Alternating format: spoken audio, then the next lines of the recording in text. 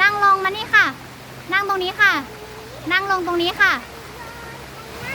นั่งลงตรงนี้ค่ะ นี่ไปนั่งตรงนั้น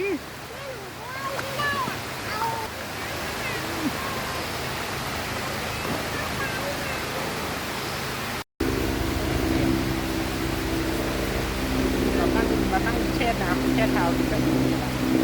ไม่เล่นเหรอ มันมันมันไม่ลึกพอให้เล่นเนาะ ต้องตรงนั้นไงที่นิโมไปเล่นเมื่อกี้ นอกจากเราจะไปเอาไอ้ต้มซูชิที่ไหนให้ดูก็อยากเอาซูชิให้นิโม